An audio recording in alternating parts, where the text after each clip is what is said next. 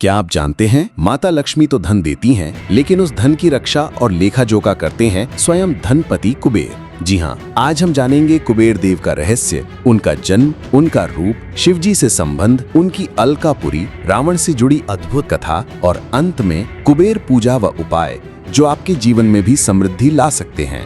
पुराणों में वर्णन मिलता है कि कुबेर देव का शरीर विशाल और गौर वर्ण का है। उनका स्वरूप साधारण देवताओं जैसा मनोहर नहीं है, वे एक नेत्र वाले हैं। उनका मुख थोड़ा विकृत बताया गया है, लेकिन हाथ में रहती है उनकी गदा, कंधे पर होती है धन की झोली जिसमें अनगिनत सोना, रत्न और हीरे जवाहरात भरे रहते हैं। उनका वाहन है वृषभ, एक शक्तिशाली सफेद बैल जो धैर्य और समृद्धि का प्रतीक है। यद्यपि उनका रूप कठोर लगता है, फिर भी उनके चरणों में अमृत है और यही कारण है कि उन्हें धन के देवता माना गया है।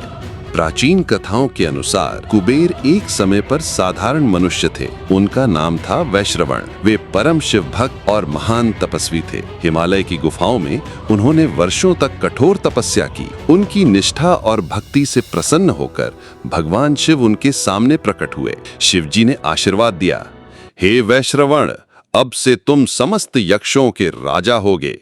विश्व के सभी धन और खजानों के अधिपति धनपति कुबेर के रूप में अमर रहोगे।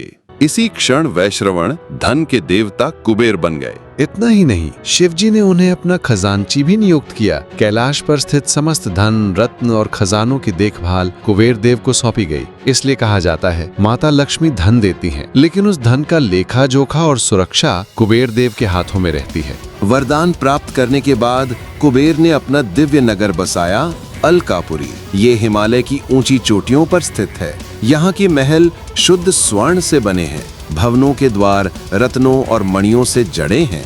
गलियां चांदी की बनी हैं और बाग मोतियों से खिले रहते हैं।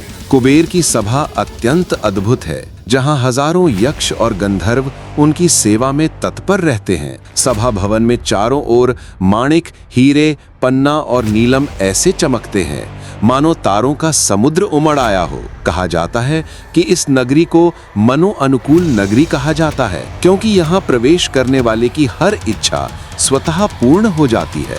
कुबेर देव को केवल धनपति ही नहीं बल्कि रक्षक देवता भी माना गया है। उनके हाथ में जो गदा रहती है वो साधारण अस्त्र नहीं है। पुराणों में इसे नित्यानंद गदा कहा गया है। इस गदा की अद्भुत शक्ति ये है कि जब भी इसे घुमाया जाता है, इससे स्वर्ण मुद्राएं और रत्न बरसने लगते हैं। यही कारण है कि उनके चरणों में बैठा कोई भी व्यक्ति समृद्धि से वंचित नहीं रहता। कुछ ग्रंथों के अनुसार ये गदा दुष्ट और लोभी व्यक्ति से धन खींच लेती है और योग्य भक्त को प्रदान कर देती है। उनकी झोली और गदा दोनों ही अनंत धन का स्रोत हैं। यही उन्हें धन का संरक्षक बनाते हैं।